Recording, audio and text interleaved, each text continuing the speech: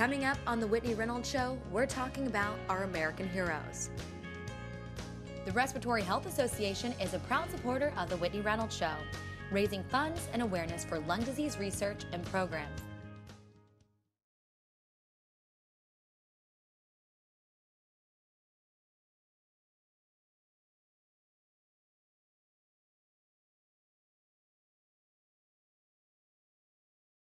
Hello, I'm Whitney Reynolds, and coming up on today's show, we are breaking down what it looks like in the life of a veteran when they come home from serving our country.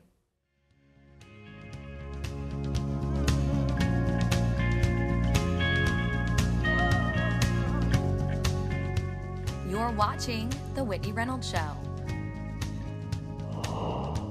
I find that a lot of veterans have a difficult time adjusting. They were given big responsibilities in the military. They were entrusted with major operations. They were entrusted with people's lives. Then they come back, and many of them have to walk right into a marketplace where people say, well, what do you do for a living? You know, and they got to prove themselves all over again. We should start with the premise that once having served this country, been trained and trusted, that you're the kind of person who not only makes a great employee, but may have a great idea for a business. That's what the bunker's all about.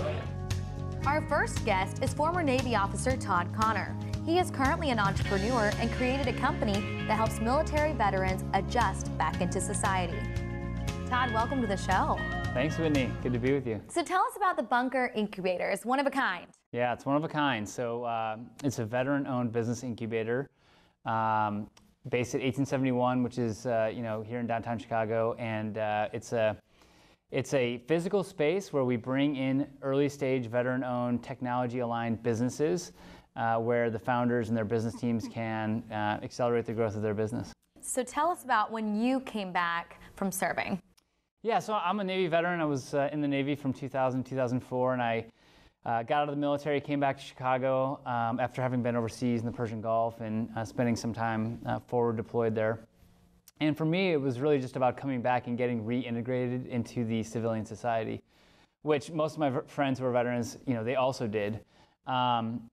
And some folks can struggle with that, but I had a fairly easy time with that. Went to graduate school and basically went and did life for the next 8 to 10 years, working in business, starting businesses, doing entrepreneurial things. And it was kind of 10 years out, having separated from the military, that I looked back and reflected on the fact that I hadn't been a very involved veteran. I think why wasn't I that involved in veterans issues, veterans causes? And I think part of it was because I didn't really see the place for me to go and get involved in veterans things as a veteran. And so part of the aspiration with the Bunker is to actually create a place where veterans who have successfully transitioned, which is, by the way, 87%, they're employed, they successfully transition, give them a place to come back and really engage in building new products, building businesses, create a place where they can come and realize their aspirations to be entrepreneurs, in turn hire veterans and give back to the veteran issues that they care about. So you didn't say this, but was the disconnect from whenever you came back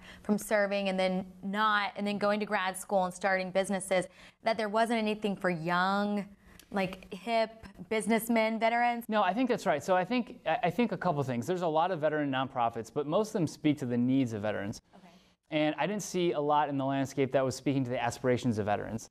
So there's a lot of veteran job fairs, which are good. We need those things. There's a lot of VA-sponsored programs to deal with visible wounds, physical wounds, and unseen wounds. We need those things. But I felt like as a veteran who was young and also didn't have those needs, I didn't know where to plug in. And so I think that there's a real opportunity to catalyze the veteran population that doesn't explicitly have needs. They don't want to come and say, I need something, but they have an interest in staying engaged, and they have actually something to give. And so the question for me has always been, what do you do to catalyze on the potential of veterans, particularly young veterans? And I think one of the answers is create something really cool that they are actually interested in wanting to come to. And so that's what we've done with the Bunkers. We've created a cool brand, a place that they actually want to come and be present. Okay, so tell us a little bit about how you get involved with the Bunker. Yeah, so the Bunker, we run a competitive application process. So we opened up the application just about a month ago. We had 51 companies apply, veteran-owned companies. From there, we selected 14. And then they will actually move into the bunker, which is like I said, a physical space inside of 1871 downtown.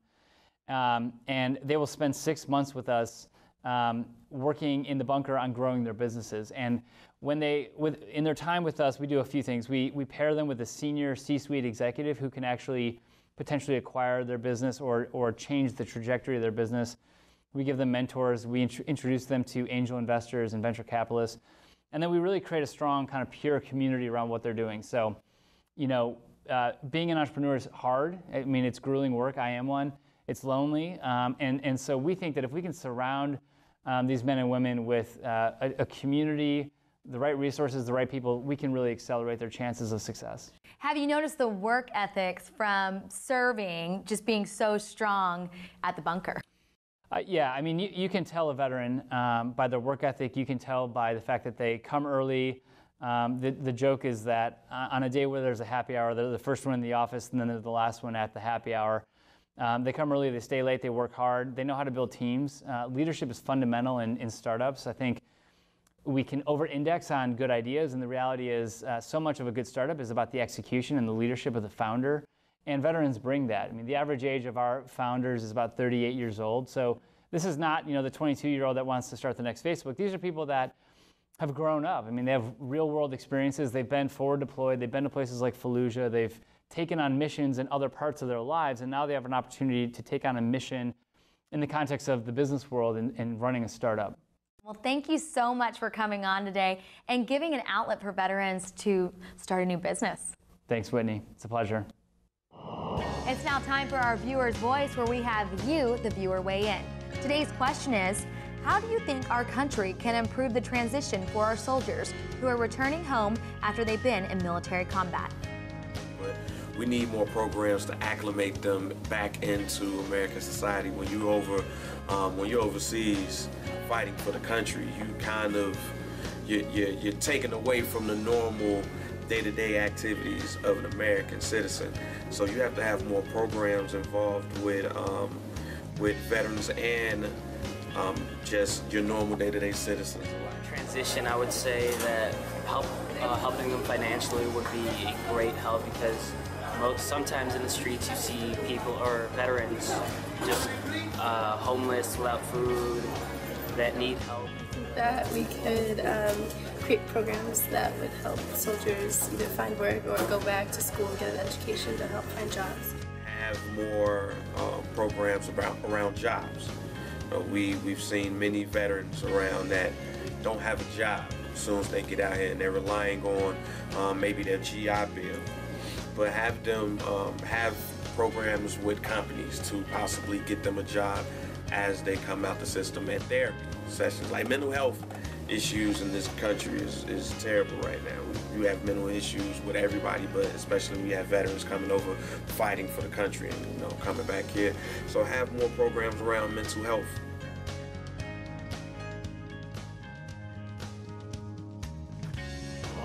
Our next guest is a former Army veteran that gained a love for cooking while serving overseas and now has put that passion to work in his own life. He's the owner of Johnny Van Barbecue, and his kitchen consists of former veterans. This true American hero was recently on the Travel Channel show American Grilled and joins us now for more. Now, Johnny, when I said American hero, I totally meant it. Tell us about your time when you served. I got to serve our country all around the world. It's a great honor to get to be a member of the United States Army. It's always that point where you're standing in an area, in a part of the world, and you get to say, it's going to be all right. It's going to be okay. So it was a terrific honor to get to soldier. And it got me to be able to travel all around the world, and that was something that otherwise wasn't going to happen. Did you join right after you graduated high school? What did it look like for you? You know, I had a very limited time in college. They had that whole GPA system, and I wasn't quite meeting up to those expectations, and decided I needed to figure it was going to be a short way, 3 years, get my head on straight, and longest 3 years of my life. Yeah, how long did it turn out for you? I was 21 years. So 21 years. It was a long 3 years, we can just say that. So after all your years of service, transitioning out. Right. What was that like for you? You know, it was really hard for me. I didn't have a military support system to fall back on, and found myself in this very strange world that it was foreign to me. I had an expectation that this is how you do things, and that you're aggressive and you're motivated and you seek out initiative, you want to take on deeper challenges, and spent a little bit of time in corporate America and realized it wasn't exactly the fit that I thought it should be. Was it one of those things that you'd been so structured Army-wise, and then to go back into corporate America was almost like a shock? It was, and that structure and the never quit, never stop didn't transition well into certain corporate environments where there's a box that people are supposed to be inside of, and I don't think soldiers do good sitting inside boxes. They need to be able to push and challenge limits, and it just wasn't a good fit. So you definitely pushed your way out of that box. So how did you end up, so you found your passion for cooking whenever you were serving. Right. So how did you start your company? You know, I'd been cooking forever. Cooked as a kid, cooked in the military for my guys. It was always a way that we could stay motivated and have some fun and try some local culture and, you know, bring in some ingredients from whether it was in Central America or North Africa or Europe, Greece, trying out different things. And I'd always cooked, and I was running around with this beautiful girl who eventually became my wife. And she said to me one trip to Colorado, you know, the only time I see you smile is when you're cooking. And what, did that just register for you? Like, this is kind of what I'm supposed to do. Yeah, and we were on vacation from, you know, was working in corporate America at the time. And on that little week break in Colorado, we just decided, you know what, I'm gonna put that business school to work. I'm gonna write myself a business plan. I'm gonna look at it, and I'm gonna shop it around and see, is this something that could work? And it proved viable, and we jumped in full force. And it's fun to be a veteran-owned business. Well, that's what's amazing about it, is not only did you write the business plan and start this business, but it has grown so fast, so furious, and you're able to really help veterans. By a lot of the places you cater, events you cater, are veteran events. They're veteran events, and my crew right now, I've got 2 vets on my crew that are working with us, you know, as we speak. And one of my first sous chefs was another veteran. And I think that's part of our success, is that we want to be the best. We want to push harder than anybody else can. We know how to say yes and no, and we present ourselves in a level that's a little different from a lot of other people. Well, it's not every day you see a veteran grill master with his combat boots on. You know, combat boots are part of us. Not only just like when we were in the desert, they took care of our feet, they take care of our feet now, but it's part of our home. What advice would you say for a veteran that is returning home from serving and is kind of stuck in that, you know, that gap, like you were saying, like, okay, I'm home, this is way different, what do I do now? Reach out. Reach out is the most important thing. Too many veterans, myself as one, didn't understand how easy it is to reach out to other veterans, and not just through the VA. Everything's social media to, you know, looking on the newspaper and seeing where there's military events. And there's some guys who don't want to be involved with the VFW. They need some free time. They need a little bit of time away from rank and structure, but they still need that camaraderie. And however it ties in with their hobbies. There's veteran motorcycle organizations, and there's veteran running clubs and sports clubs, and guys go out and run crazy adventure races. So it's a lot of fun. Kind of like what you said earlier, find out what makes you smile. Right. And do that. Yep, find it and do it. Thank you so much, Johnny, for coming on. Thank you, Whitney.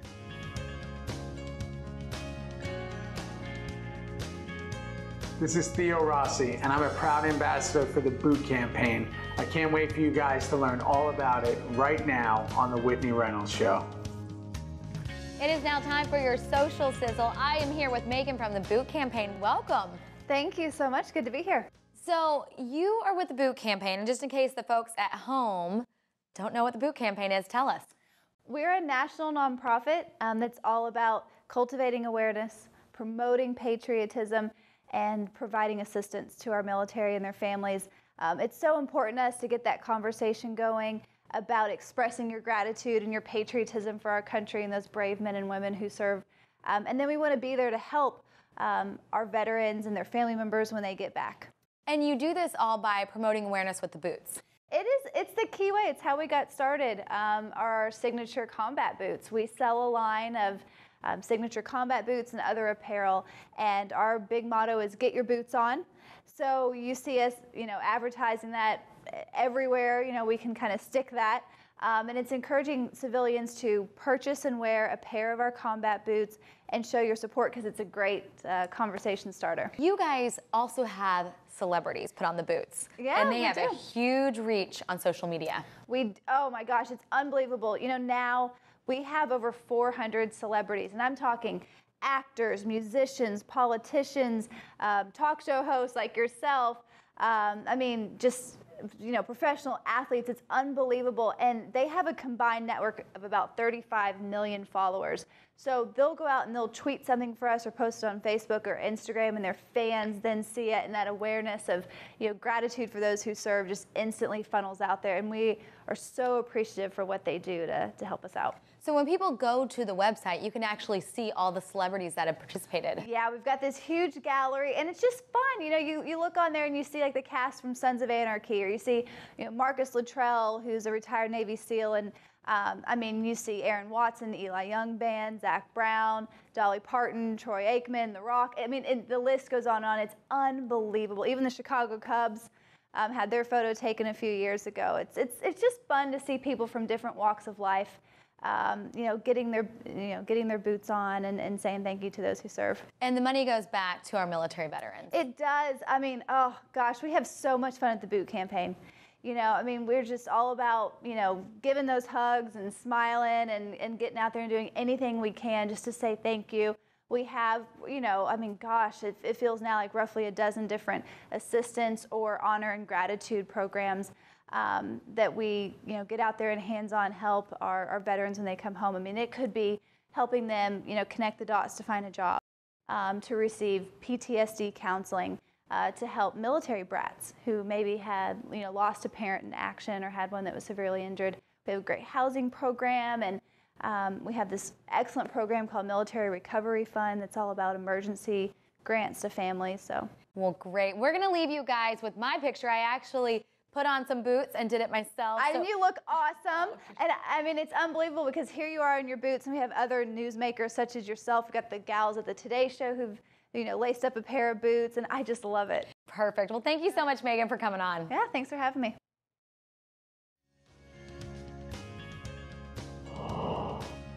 Our next guest is Joey Jones, a veteran who now works for the Boot Campaign. He is helping Zach Brown from the Zach Brown Band develop a section of Camp Southern Ground for our military families. We have you on the show to talk about Camp Southern Ground. Yes, Camp Southern Ground is a children's camp down in Georgia, and it's actually a venture of Zach Brown Band, Zach Brown. So they brought it to us, and they wanted to add a military element. So the Boot Campaign has partnered with Zach Brown and Camp Southern Ground to do basically an obstacle course. In the military, we would call it a confidence course for children. As they go to summer camp, they learn a little bit more about the military. So when you talk about the course and kind of what goes into it, what kind of things are you trying to teach the kids at this camp? So when you go to boot camp, or the Army, you call it basic training, generally you'll do something that's an obstacle course. The obstacles look really hard, but really they're very easy and not as physically demanding when you work as a team to get them done. So we want to utilize the lessons we learn in the military for mission accomplishment and teamwork with these children of all ages, so that they learn to play nice and rely on each other and be there for each other. So what we'll do is we'll have this course. It'll be a few acres. There'll be a lot of obstacles, and every time they complete an obstacle, it takes the entire team to do it. Then they'll learn a lesson about how that applies to life, teamwork, leadership, and how we use it in the military. So we're building appreciation, and then we're sharing those lessons with our youth. Will you be telling your own personal story there? Hopefully, we're going to utilize some of the stories that are close to boot campaign, so Marcus Luttrell, myself, and a few others that are probably much more impressive than mine. And what we'll do is we'll partner these obstacles with a lesson to be learned. In Marine boot camp, at the end, you do something called the Crucible, and every time you complete a task, you learn about a Medal of Honor recipient. So we're not sure which direction we'll head there, but we're definitely going to tell some stories and inform these children of these wonderful military heroes. So for everyone at home, tell us a little bit about your story. Well, I was in the Marine Corps for 8 years, and the last 4.5 years, I was an explosive ordnance disposal or bomb technician. I did 3 combat deployments. My last one was in 2010 in Afghanistan. And on August 6th, I stepped on an improvised explosive device and lost both of my legs above the knee. A lot of damage to both my arms and wrists. They're both fused now. And really, that's the simple part. Since then, my life has taken off. Working with the boot campaign and becoming an advocate for our veteran and military community, it's been all blessings. How have you been able to overcome such a dramatic injury and even to retire from the Marine Corps? Well, quite honestly, what I tell people is that having that responsibility of people you care about can be something very powerful in overcoming adversity. I like to tell people that wounded warriors aren't the resentment of war, we're the resilience of war. My community of amputees and severely wounded are out climbing mountains and becoming congressmen and women and senators. We're accomplishing things because we have a greater appreciation for life. We're not living in spite of these injuries. We're living with them and overcoming new challenges. And you're sharing that message with the children that will attend the camp. That's the point. Some of these children will have conditions like autism or learning disabilities. I don't like to use the term disability. Challenges maybe. And so what we'll be able to do is share with these children the social conception of, hey, we all have challenges and you're going to become even more exceptional because you'll overcome them. And we've learned that in the military. We've learned that as injured service members, and we're going to share this with our children. Well, that is awesome. Thank you so much for coming on and sharing your story. Yes, ma'am. Thank you. Well, today's show is a reminder that the battle doesn't always stop when our veterans return home. From our show to all the military veterans out there, thank you so much for serving. For more information on today's show, go to WhitneyReynolds.com. The Respiratory Health Association is a proud supporter of The Whitney Reynolds Show, raising funds and awareness for lung disease research and programs. Tell us what tonight means for you and what it means for veterans. Well, 1871 is this amazing place here in Chicago where all this innovation, good ideas are taking place. Now we're combining the expertise, the energy, and the intelligence of veterans coming out with great ideas for businesses, and they're going to be gathering to work off one another and to try to build businesses, opportunities, and good jobs. Absolutely. So with veterans getting back in the workplace, is something like this one of those things that is hard for a veteran to get back just in a normal work environment after coming back from work? I find that a lot of veterans have a difficult time adjusting. They were given big responsibilities in the military. They were entrusted with major operations. They were entrusted with people's lives. Then they come back, and many of them have to walk right into a marketplace where people say, well, what do you do for a living? And they got to prove themselves all over again. We should start with the premise that once having served this country, been trained and trusted, that you're the kind of person who not only makes a great employee, but may have a great idea for a business. That's what the bunker is all about. What would you, if you could speak to veterans right now that are coming back home or might be ready to sign up, what would you say would be your biggest advice to them? Well, look carefully at your opportunities. Some of the things that seem the easiest may not be the best. Some of these veterans are getting lured into for-profit schools that are worthless. They're wasting their time. They're wasting their benefits. Stick with the tried and true educational opportunities that you know you can build on. So tell me what tonight means for you as a veteran. Well, tonight as a veteran is a very special day because what we're able to do is come together and celebrate the fact that veterans, after their service in the military, rather than serving in uniform overseas, are now able to serve as civilians in civilian clothes in their community, building companies, creating a new economy. It's a great night to celebrate it. So are you part of the bunker? Well, Right Scout is thrilled to be a part of the bunker, not just because the bunker's a great idea, but we're one of the very first companies involved. So we feel it's a very special responsibility to do it right, because otherwise nobody wants to fail. Did you think this was one of those ideas when you heard about the bunker that was just brilliant because it makes sense being a veteran and being for a veteran? It was instant. All around the country, there are great things like the Patriot Boot Camp hosted by Techstars. Different cities do different things for veterans on short-term basis. But what Chicago is doing, from the mayor's support to the governor's support, to put it right here in 1871, to have a place where veterans not only can interact with each other, but also other entrepreneurs, it's a great place to be. That's awesome. There's a lot of strategizing going on in here. That's right. Everybody in this room right now is talking about how can I help, what do you need, and that's the most important thing an entrepreneur at any stage in the company needs to have for them to be successful.